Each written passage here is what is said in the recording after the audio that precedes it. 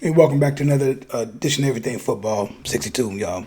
I'm back here again. This is something I wanted to talk about. I didn't even know this had actually went on and whatnot. I saw the play and whatnot. What Mike Tomlin was talking about, the game should have basically been over, but they sit up there and the referees did whatever the referees did and forced that game into have an opportunity for the Seahawks to actually kick a field goal to tie and to go into overtime, and then Pitt ended up pulling it out, but the game shouldn't have even went into overtime. Um,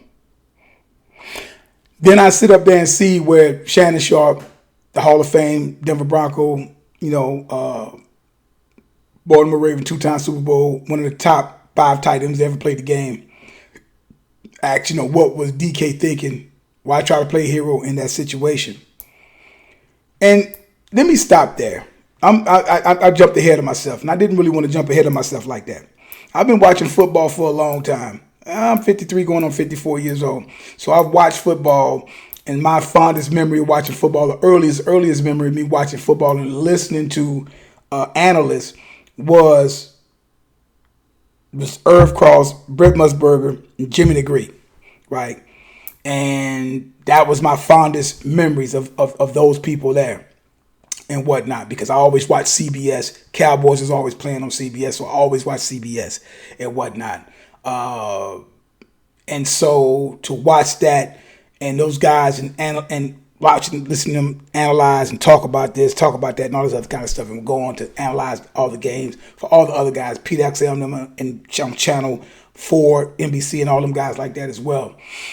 Now, the thing of this is that the analysts, they have a job to do, and they analyze. A lot of these guys are ex-players and whatnot. A guy like Irv Cross was an ex-player, ex-defensive back, pretty good defensive back I might add, who just, I think, passed away recently, earlier this year, if I'm not mistaken.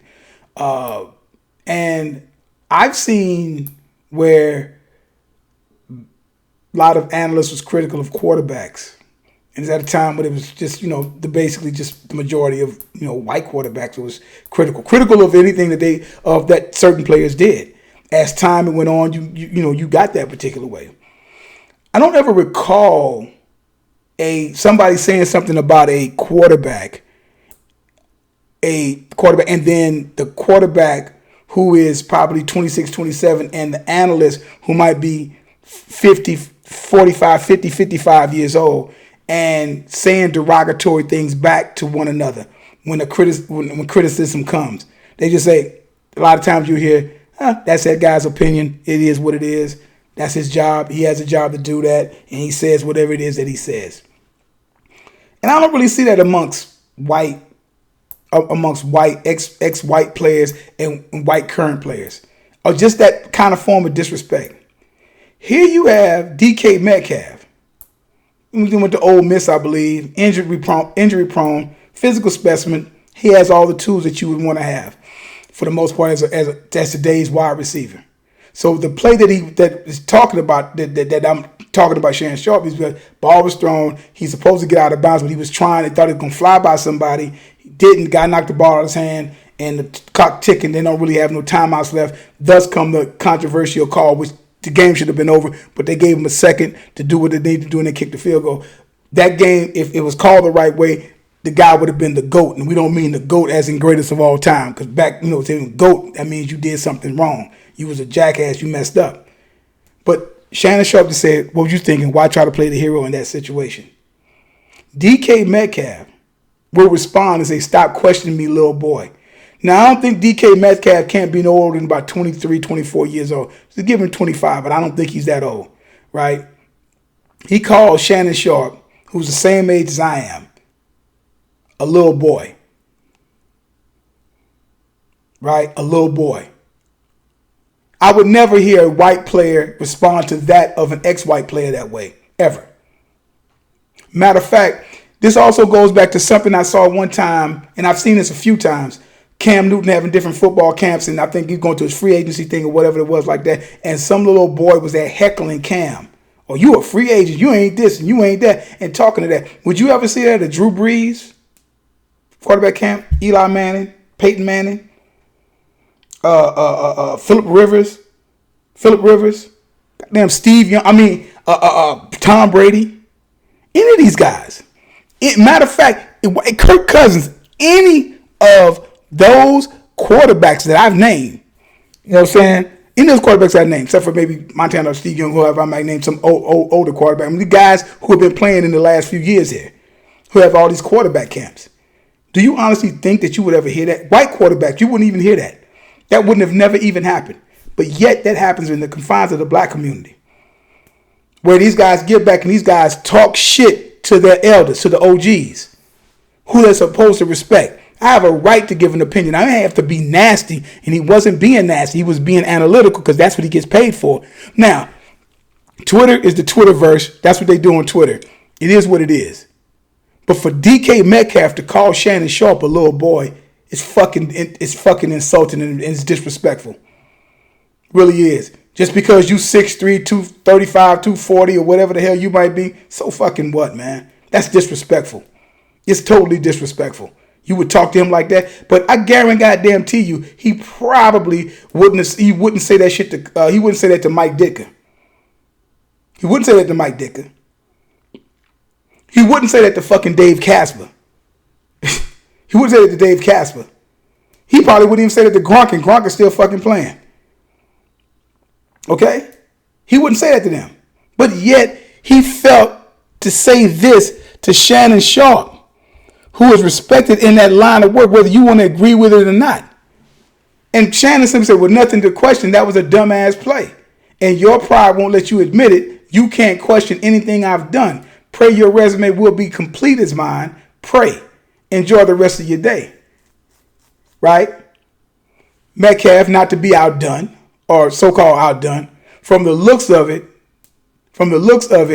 I can wipe my shit with yours. Continue to gossip, you washed up wannabe.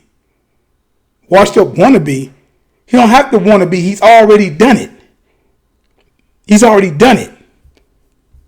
And he's making himself look bad. And this is what these guys do. Last year, he was a darling and everything. Now he's making himself look even more. And Seattle is losing. And then he comes back, oh, you know what? You're right, Shannon Sharpe. I do pray my resume can match up with yours. Work in progress, baby. That's what he calls himself, saying with these little stupid laughing emojis. When I say this almost reminds me of the thing that happened with Antonio Brown, who ever since that time, when him and Shannon Sharpe kind of went back and forth a little bit and whatnot that time, and what my man's career hasn't been the same because Shannon Sharpe was telling them facts. And his after that particular year, his career pretty much went down the fucking tubes. They paid him and he went down the tubes. Now he's trying to make his way back now. But he was in oblivion. He was over with. If it wasn't for Brady, he wouldn't be in the fucking league. Guarantee it. Because Bruce Arians wasn't going to get him because he wasn't dealing with that fucking headache. But you see the disrespect? Do you see the disrespect? Anybody in the football universe who talks about this, all the guys who talk about football on YouTube, right? That's way bigger platforms than I have or whatever and stuff like that and all that. Show me anywhere where it was disrespectful kids or disrespectful ex-white players criticizing other ones, because I think Terry Bradshaw criticized Big Ben all the time, but I never heard him say anything disrespectful in the present. What you say behind closed doors, that's your business. But I've never heard him just come out and say, you old fucker, you old goat, you ain't shit, I'll wipe my ass with your resume. I've never heard that. Metcalf hasn't done anything as of yet. He got known there last year. Okay, I'll give him that. But he hasn't done anything as of yet. He fumbled that goddamn ball. And if it wasn't for bad refereeing, his ass, they would have been on his, everybody would have been on his ass. But it got slid by a little bit. But everybody saw the play. Look at the disrespect. That's the kind of shit that goes on in the black community. Disrespectful to one another, to your elders. And he thinks that shit's cute that he's doing. I don't wish bad on anybody, but I just lost a ton of respect for that guy because I was having mad respect for him because I love his game. But I've lost a ton of respect for this guy. A whole bunch of respect for him. And I really hope Seattle don't do shit. And even if Cam goes there, I don't really want to see them do anything just because he's there. And it's a damn shame that it has to come to that. That it would come to that. But this is what happens. This continuously happens in the black community at these different football camps. These guys talk. These little young guys be talking shit to the old heads like it's nothing. So I want to know where are the top NFL players at. That probably is not even as old as Shannon. Where is guys like Edgerrin James? Where are some of the, I'm just saying, the other guys? Where are some of the guys who've been playing that played ball in the last 5 or 6 years? Is playing ball even right now? Check yourself, man. They need to check themselves. They need to say something. Somebody need to say something. Warren Moon, Seattle guy, whatever. Somebody need to say something to this cat. That's just out of control. That's disrespectful. It's hurtful and disrespectful just because I'm analyzing because that was a dumbass play. And a coach would tell you that was a fucking stupid play. You gonna tell him to wipe your fucking ass? Or I'll wipe my shit or wipe whatever the fuck he said? Nah, Metcalf lost a lot of respect for that brother. A lot of respect. So like I say, show me down there, somebody send me some clips where you have white kids being disrespectful or white famous ex-white players being disrespectful, current players being disrespectful to another white player who once played the same position or something of that and called them out and called them a name to say you ain't shit. To a Hall of Fame player who you ain't done nothing remotely close to. Just put it down there. Subscribe to the channel, like it, leave some comments down there, and like I tell you guys all the time, there is no GOAT, there's no greatest of all time as long as time's still going on, and I tell you guys all the time, numbers don't lie and get emotional, people do. Catch you guys later.